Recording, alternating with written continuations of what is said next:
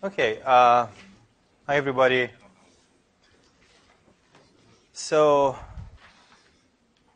let's continue with the review of simple descriptive statistics methods. If you remember, we said if we have a sample, we can basically use some graphical tools to summarize this sample and get useful information from the data. Or we can use some numerical summaries.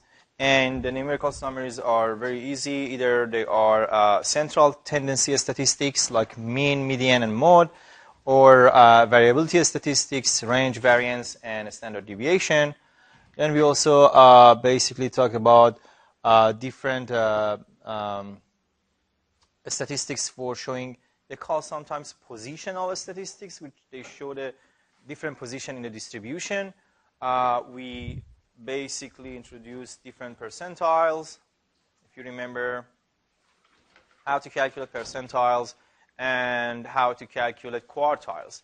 For example, the first quartile is the point that 25% of data is less than this point. Q2 is the second percentile is exactly median, and the third percentile is the point that 25% of data is higher than this point.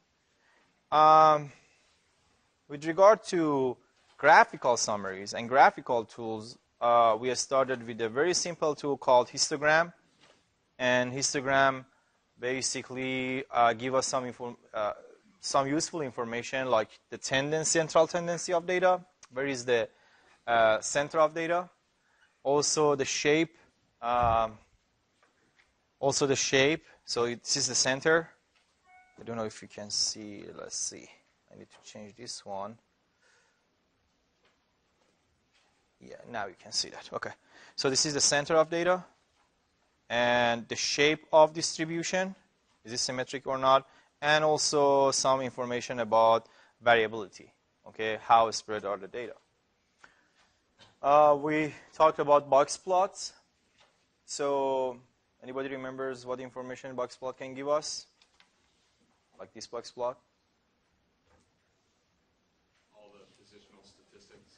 Positional statistics. Maybe some of the graphical, like the center. Yes, exactly, center. And how spread they are, like variability. Symmetric or non-symmetric, so shape of distribution. For example, if Q1 and Q2 and Q3 are equally spaced, then we could say, okay, it's basically sort of symmetric. If Q2 is closer to Q3, then we have left skewed. And if Q1 and Q2 are close compared to Q3, then we can say we have right skewed distribution. Okay? And we said, okay, if we can use multiple box plot to compare different distributions. Okay? In this case, we said company number one or plant number one has a better quality because it has a overall a higher distribution, or average of quality, as you can see, is greater than two other plants. If you want to compare plant 2 and plant 3, they have almost the same mean. However, we prefer plant 3 because it has a smaller variability. Any questions so far? Is it clear about like summary statistics and graphical tools that we have? Okay, good. So next tool, time series plot. If the data that you are collecting has some time stamps, has some time index associated with that, and this time or order is important, then you can use time series plot to see how the data or how the process is behaving over time. Okay, so it is good actually for pattern analysis. Okay, you want to see overall over time how the data behave. And something is very important, basically, is the resolution, okay, or time stamp that you are using. For example, here you can see we have sales data over time, but in different years. So what is your interpretation? We have an increasing trend, which shows that we are selling more, okay? However, if I change the resolution, and instead of yearly, I go with quarterly, so you can see something else. This is exactly the same data. But instead of just going yearly, I'm going quarterly for the first, actually last 3 years. Okay, so 1989, 90, and 91. Then I expanded, and I can see this. So you can see another pattern. What is that pattern? It's still increasing. You can see on average it's increasing. But there's another pattern. What is it? Cyclic pattern. Okay? So do you have any guess why it's happening? Okay, could be, but not just Christmas. It's actually seasonal product, like what? Ice cream, probably, or like air conditioning. I mean, cooler, you know. So it's a seasonal product. In some season you have a higher demand. In some season you have lower demand. So basically, you can see the trend of or pattern of data over time can be analyzed, and this analysis is really related to the time resolution that you are picking and selecting. Okay, any questions? This is another example. You remember that, let me show you, this 80 samples of compressive strength. So we have a time series for that. So they are collected over time, and you can see how the pattern is. That's just one example. The last tool actually is something called stem and leaf diagrams. Okay, it's like a histogram, but instead of using bar to show the frequency, it uses the actual numbers. I'll show you in a minute what I mean by that. So this is one example. So what happens? So we have 3-digit numbers. If I go back, you can see 105, 221, 183. So what we do, we say, okay, let's try to put them in some bins, okay? And in this case, we want to have basically the first 2 digits, like 10 here, or 22 here, or 180 here, I'm sorry, 18 here, show the bin, okay? For example, 7 here is 07. So if I have 76, I pick the first 2 digit and I put it on a stem, and a stem shows me the interval. And this is going to be a stem. This 6 last digit is leaf. It's up to you how you define your leaf and a stem. Okay? So usually we go with 1 or 2 digits here and some digits here. Okay? So the next number, let's say, is 87. Am I right? So this is going to be a stem. This is leaf. So this is 76, 87, if I sort the data. Okay? Let's skip this guy and talk about this. So I have 10 here. 10 and 5 and 1. So what does it mean? The numbers that I have here are 105 and 107. So you can see I use the first 2 digits to define the interval. So this row includes all numbers which are 70s, 71, 72, 73, 74, 75. I only have 1, which is 76. This is the interval of 80s. I only have 1 number, which is 87. Does it make sense? The next one is interval of what? 90s. I have only 1 number, which is 97. Next one, hundreds. I have 105. I have 101. This one, 115, 118, and 110. Does it make sense? Any questions? So if I do it all the way down, then I get something like histogram. Can you see that? This is histogram. But it's kind of like we flipped it a little bit, 90 degrees. Okay, histogram is horizontal. This is vertical.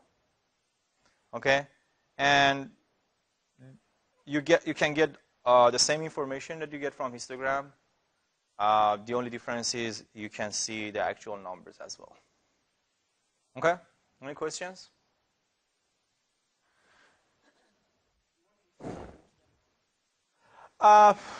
Actually, it's just in order to have more information and see the actual data in the plot. That's it.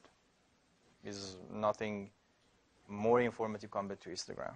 Sometimes, I will show you in a minute, Minitab can give you some basically more information where you can find the median of data using this stem and leaf with a very small number of calculations.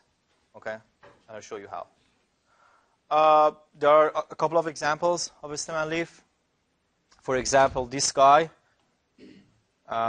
6, 7, 8, and the leaf are here. So this is one regular example. It's similar to this. The structure is similar to this one. However, some people may say, okay, how about having more resolution? I can define a stem as 6L, which means 60 from 60 to 65, and 6U, which is from 66 to 69. Okay?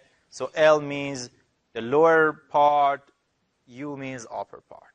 So you can see you have a kind of like higher resolution in that case. Instead of having only 4 intervals, you have 8 intervals. Okay? Some people even go further. They say, okay, how about dividing each category into 5? 0 and 1, 2 and 3, 4 and 5, 6 and 7, 8 and 9. Okay? So this Z is 0 and 1. This T is 2 and 3. F, 4 and 5, which means 64 and 65. Okay? Does it make sense? So this guy is 60 and 61. This guy is 62 and 63. Okay? This guy is 64 and 65. Go ahead. Do those have specific names to describe those with the lower and the upper? Does it have a specific stem and leaf? What do you mean? I mean, like how we divide the stem? No, just vocab. Like No, a it's just name like a for a stem and leaf? That, No, they don't. No. Not that I know of, actually. Just arbitrary categories for each level. Yeah. Any questions? Okay. I think that's the last slide. Let me show you how to use Minitab.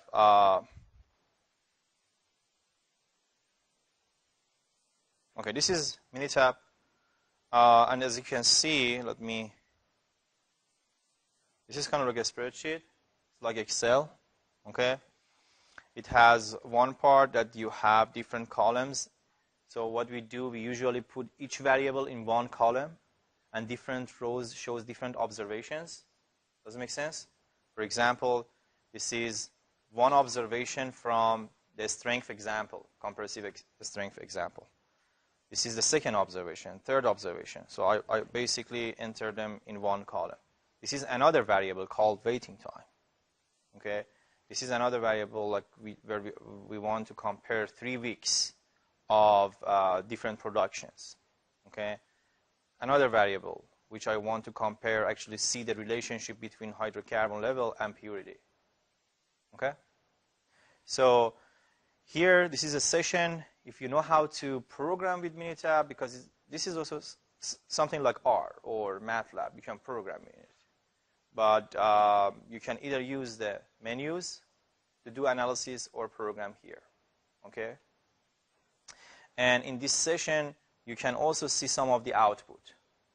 For example, some descriptive statistics. Okay? And another way of seeing the output is graph. So when you plot something like histogram, you will see in a minute how it shows. Okay, let me start with basically descriptive statistics and numerical summary. All the analysis that you do is done in either a stat or graph. Okay, these two are the most important menus that you are using in Minitab. Stat, basic statistics, display descriptive statistics, which is actually what we want. I select that one. The variable that I want, let's say the first variable, which is compressive strength, the example that we had, I select by double-clicking on that. Or you can just select it and, oops.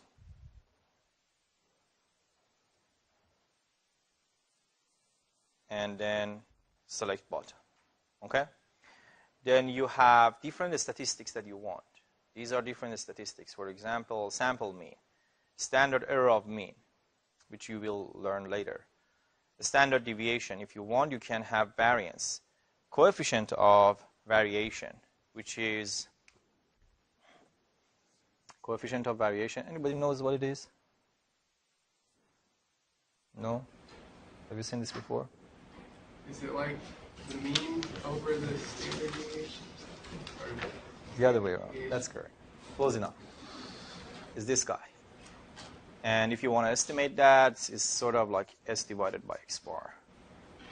So you've seen, like, I'm sure, like if you have engineering background, you've heard of signal to noise ratio, right? This is the other way around. So signal to noise ratio is the other way around. It's noise to signal sort of ratio. And this is good because if you want to compare two basically quantity which has different unit and different scale, then by doing that, so you are having some dimensionless or unitless quantity for comparing mean and variance at the same time. Because let's say this is inch, then inch and inch cancel out each other. Okay, coefficient of variation, if you want, you can select that. Trimmed mean. Anybody knows what trimmed mean is? Exactly. So you remember you have like a box plot and you can get the outliers. If you remove those outliers and the calculate mean, you can get trimmed mean. You have minimum, maximum range. Let's have it here. Number of non-missing data, number of missing data. So if you have missing data in Minitab, what you do, you just basically don't enter anything, and it automatically, I think, change it to a star or something like that, asterisk. Then, so quartiles, first quartile, median, third quartile, mode if you want, and interquartile range. Okay, so skewness and kurtosis. So skewness means, if it is like toward right or left, and kurtosis means if it is flat or sharp. Okay, your distribution. So if your distribution is something like basically uniform distribution, it has a less kurtosis compared to normal distribution. Okay. And then, here. So here is the summary of descriptive statistics. 80 data point or the observation number. This is mean. This is the standard error of mean, which is this guy. You will learn why this is important later on.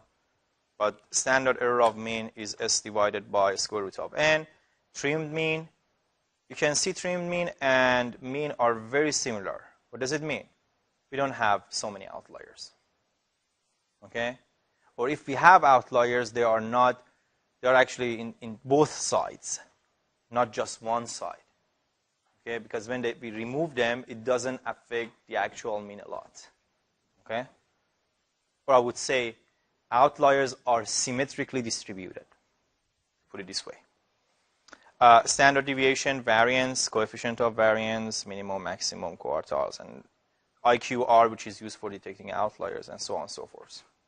And you can see you have mode 158, and the frequency of the mode is 4.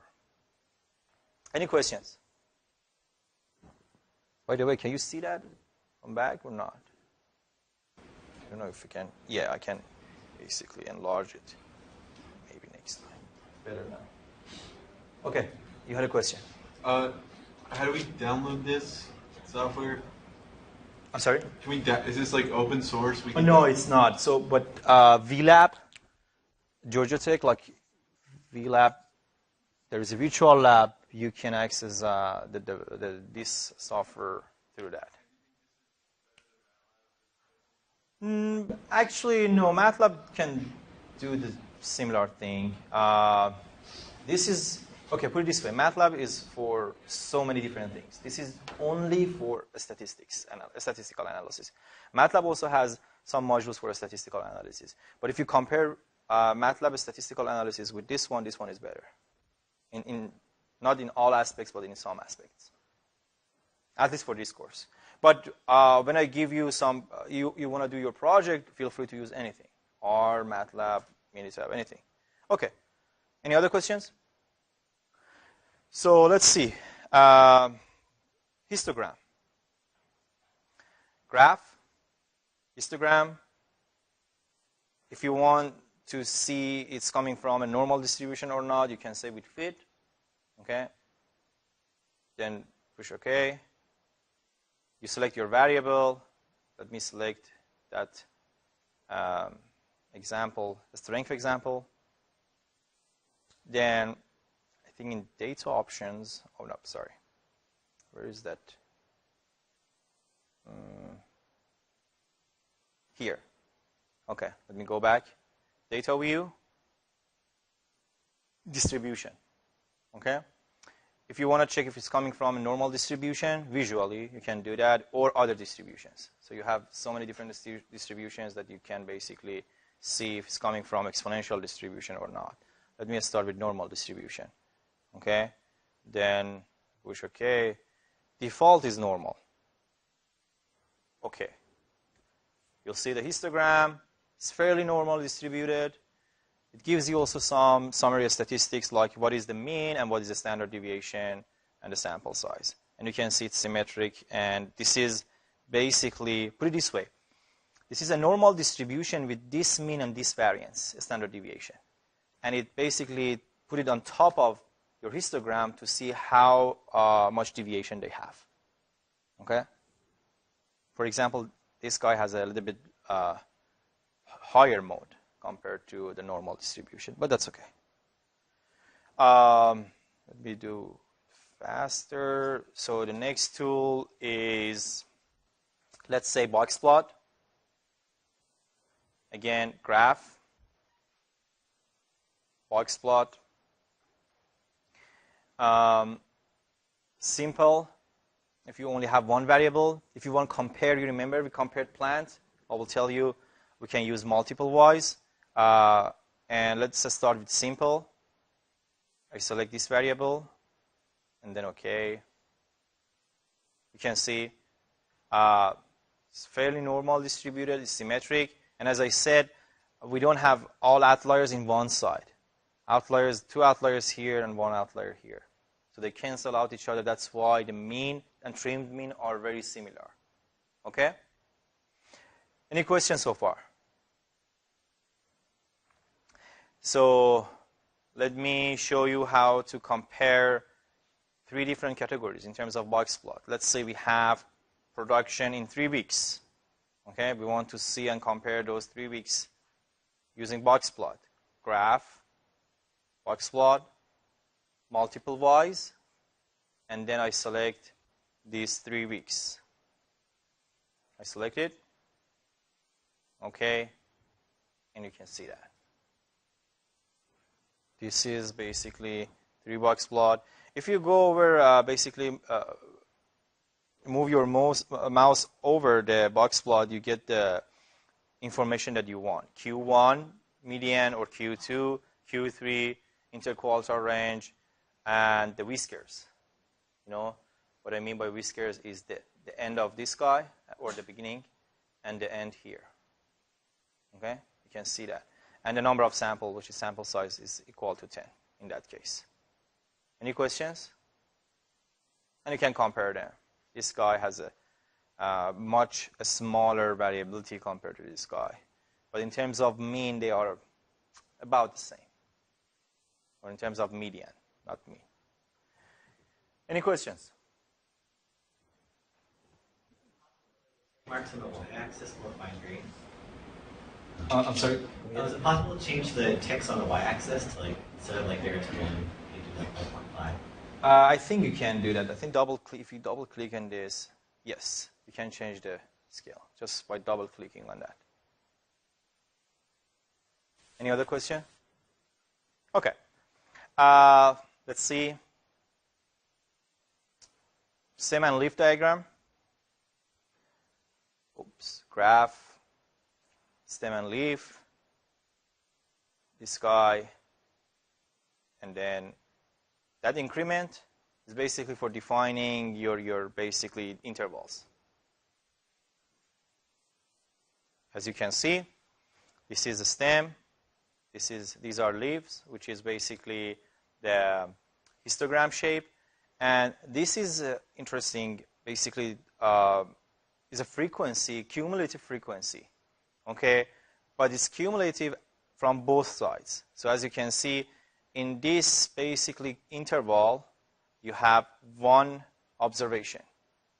In this interval and the interval before, because it's cumulative, you have two observations, up to here. Okay? So this guy is where you can find your median. So the one with parentheses is where you can find your median.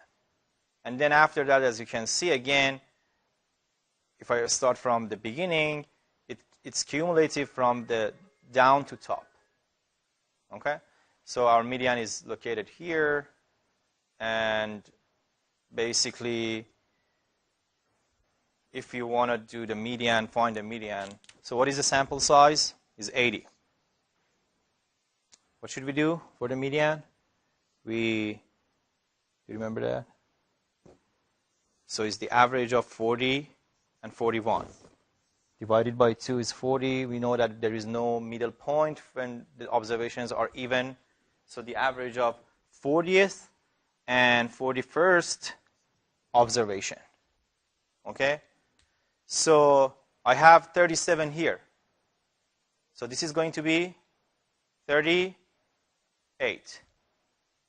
So up to here I have 37. So this one is 38th observation. This is 39th. This is 40th. This is 41st. Does it make sense? So what are those numbers? Tell me. What is 40th? Oh, you cannot tell me again. Oh, it's right here.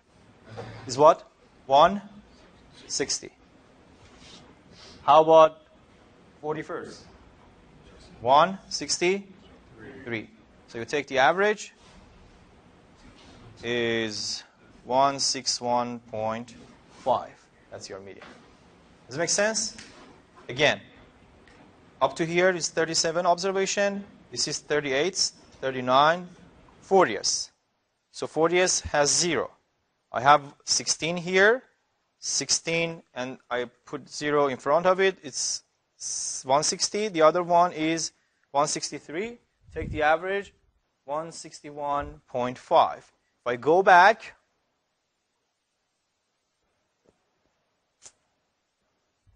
that's the median that I got. You can see?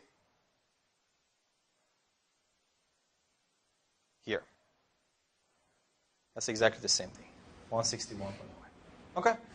Any questions? So if you go back to that chart you just had, what is the, like below the 10 in parentheses, is that like the coming down from the... So the way that you interpret that, you need to start from the bottom. Okay. Again, this is 1, and this is cumulative from bottom to top. Okay. So cumulative from top to bottom, bottom to top, and they reach at the middle, which is the 10. 34th from the bottom, the last row, like where's the 34th? This is going to be 169. Okay. You're right. Okay? So that's just the only way. I mean, that's only because you can, using this method, you can find your median. And sometimes you can find your percentiles, different percentiles, or the different quartiles. I mean, I'm not sure how important it is, but just to know. Because you can use basically the summary statistics to find it. Any questions? Go ahead. These should be sorted, or No. So in this example, I think it is sorted. In the example that we had on the slides, it wasn't sorted. If you want to do the median, it should be sorted. Okay? So with the one that we have on the slides, we cannot find the median. That's a very good point. Any other questions? Say you have a much larger sample size and you want that leftmost column to be the true frequency instead of the running total to get to the mean. Is there a way to switch that in the... I'm not sure. Let me see. You need to basically play around with that stem and lift. There should be some options. Oh, there is no option actually. No. I thought there could be some option. No. So you cannot do that. Sorry. Yeah. Okay. I mean, 161s or... Yeah, you're right. Or what you can do is basically you can find the difference. 3 minus 2 is 1. So that's easier for each category. Anything else? Okay, good. Something else is the relationship between two variables. So if you want to see if one variable can be used to explain the other variable, or there is any correlation or relationship between two variables, one thing that you could use is a scatter plot, okay, and graph, scatter plot. And sometimes you can feed a line. This is going to be the last topic of this course, which is regression. But let's just visually see that for a moment.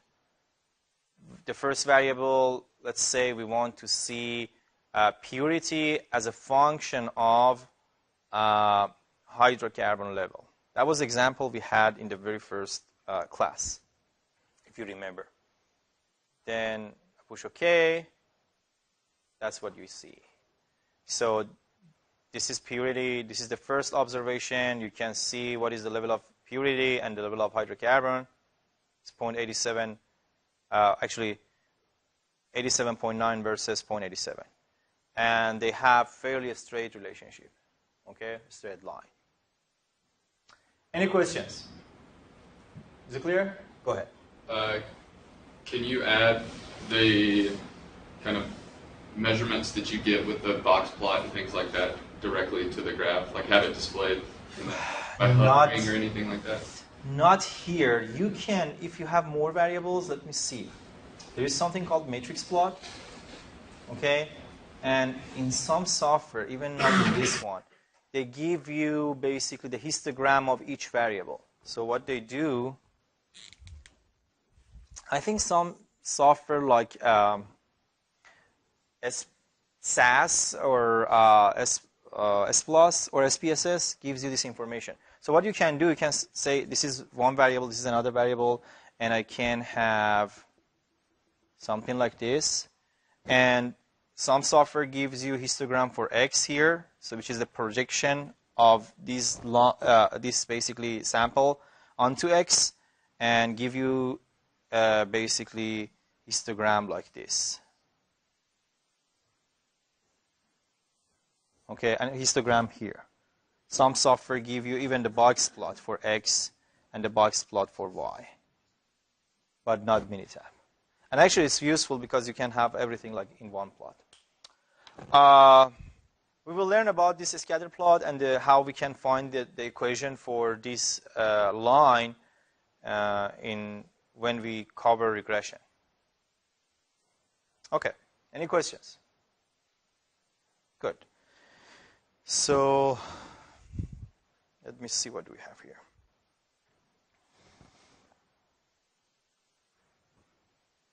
Okay, now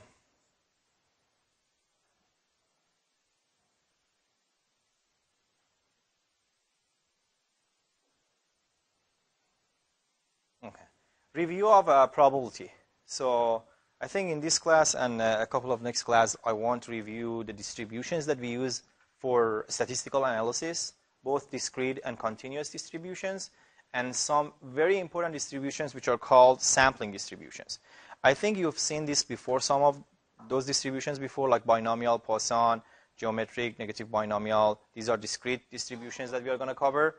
And for continuous, we're going to cover exponential, normal, chi-squared distribution, students T and F.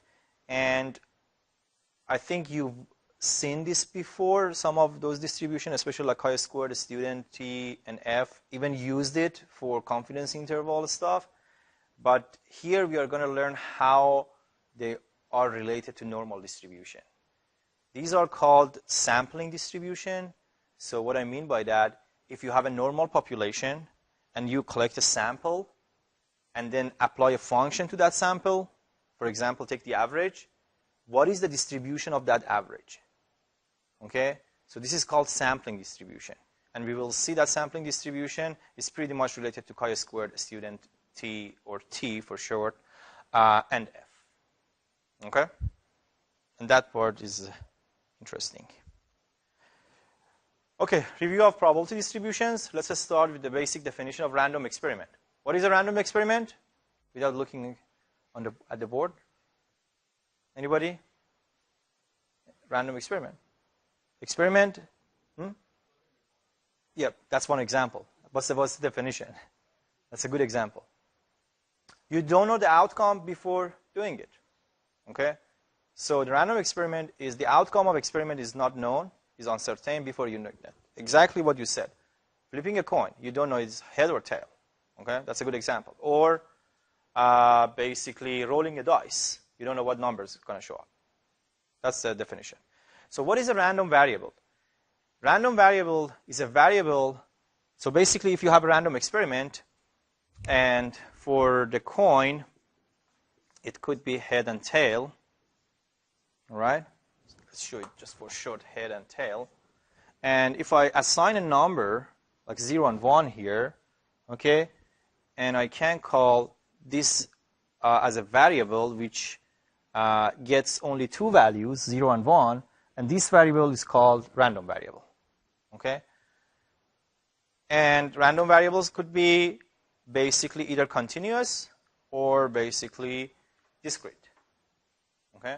So continuous, for example, if you are measuring the length of a product or part, it can be continuous. It can get decimal points. And basically, if you are measuring the number of non-conforming parts in a sample, then it's discrete. Okay? Or like this. The outcome is only dichotomous. It's like 0 and 1.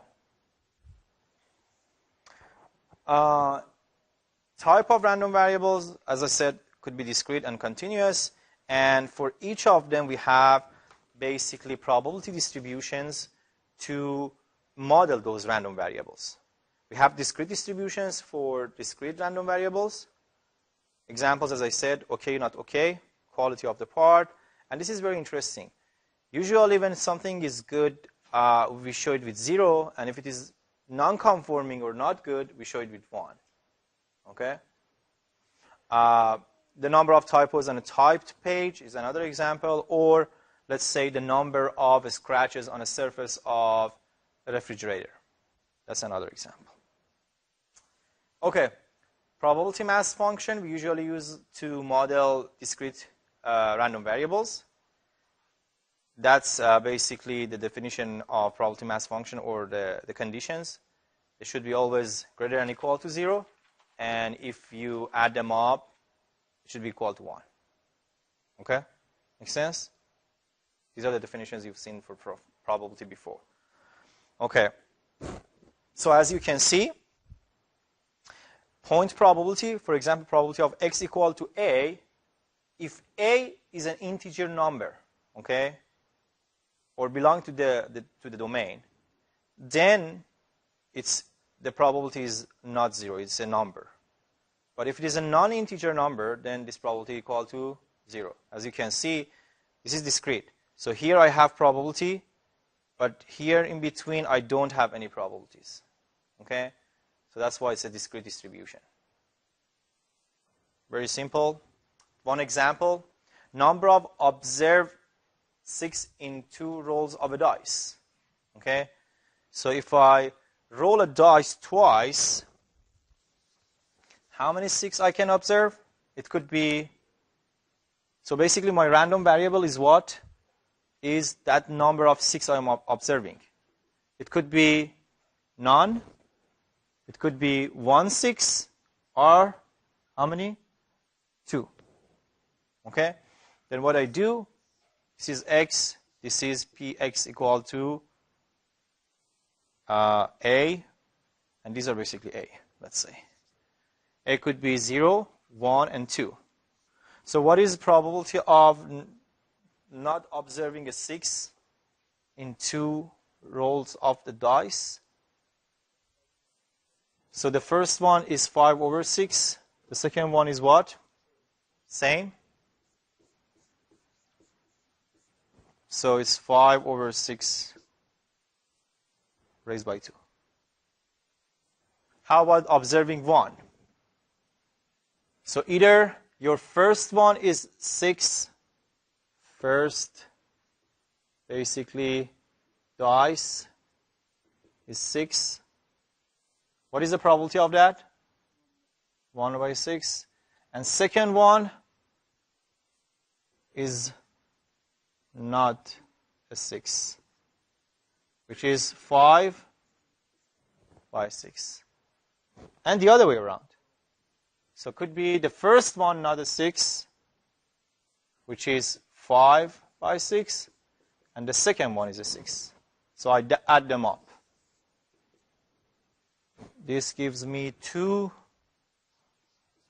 1, 6 times 5 over 6.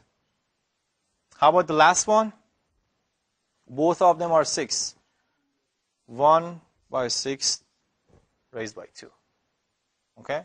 Very simple. Now what I can do, I can define a general equation for this case. As you can see, like this. 1 over 6a, 5 over 6, 2 minus a, and then I have a choose function. Okay? Then, as you can see, a could be 0, 1, 2, and if I plug 0, I get this guy. If I plug in 1, I get this guy, and if I plug in 2, I get this one. So this is basically probability mass function. This is one general equation for probability mass function for this case. So what we do, we need to find basically, it would be very useful if we define some known distributions that can explain some phenomena. Okay? Any questions? Is it clear? Discrete distributions. And this function is called probability mass function. Okay, CDF, or cumulative distribution function. So that's the definition. It's probability of x less than a. So what it means, just add up all the probability mass function up to this point. Okay? Some properties, it's always between 0 and 1. And this is a kind of like monotone function. If x is less than or equal to y, then f of x is less than or equal to f of y. Is it clear? So this is something important.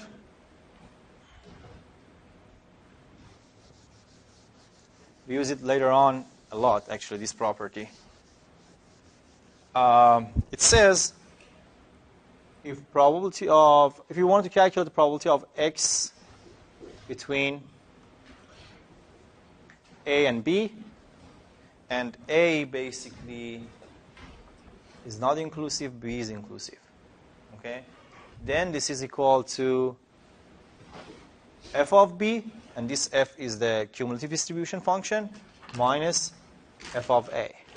Or probability of x less than or equal to b, minus probability of x less than or equal to a. Okay?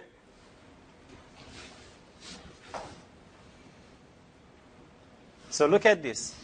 This is not inclusive. This one is inclusive. Okay? And why this is true?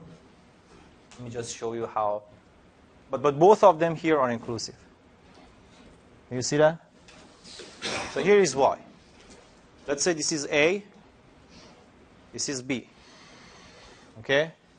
We want to find B between B and A, B inclusive, A is not.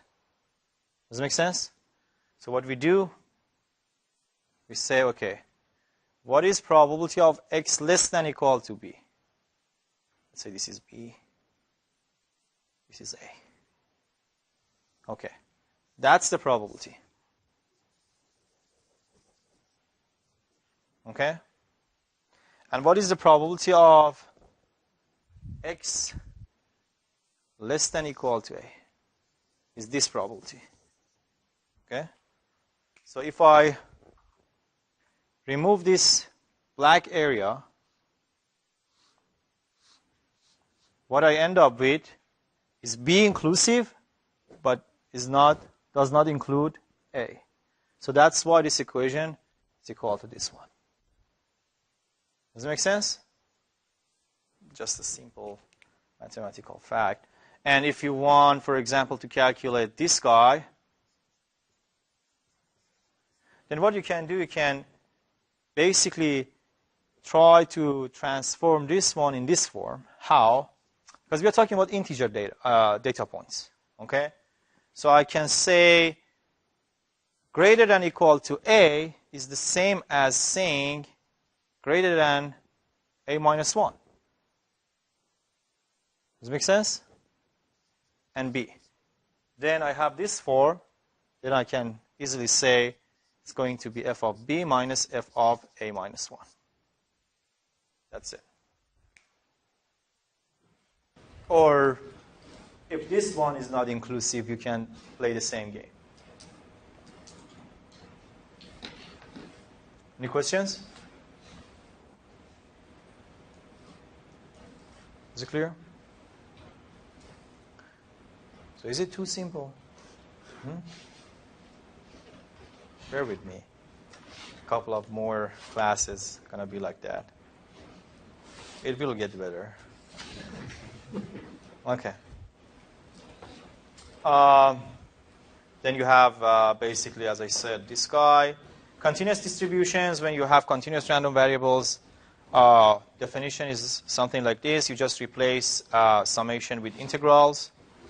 And basically, you can easily calculate an area, the probability associated with an area, or basically the probability of X between A and B, in this case.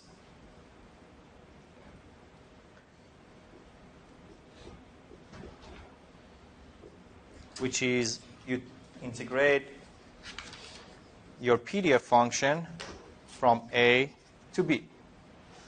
Then you can get this probability or this area. Okay? So what is the probability of X equal to A in this case?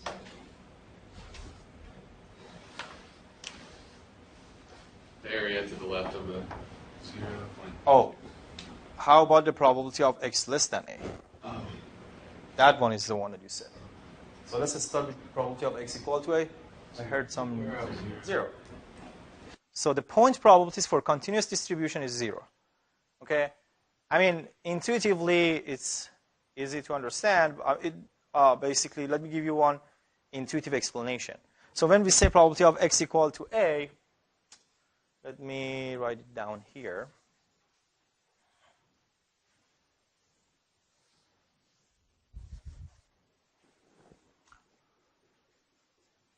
Can I write it down as this?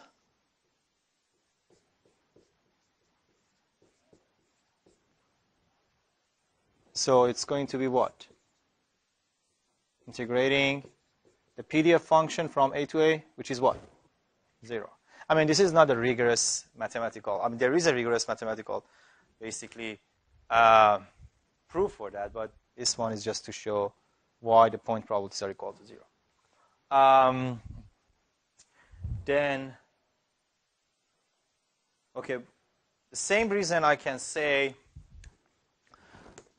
probability of X between A and B is the same as probability of X between A and B and this guy and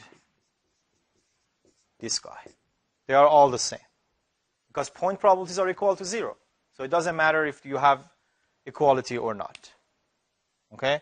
It's different from discrete distribution. For discrete distribution, it does matter because we have point probabilities.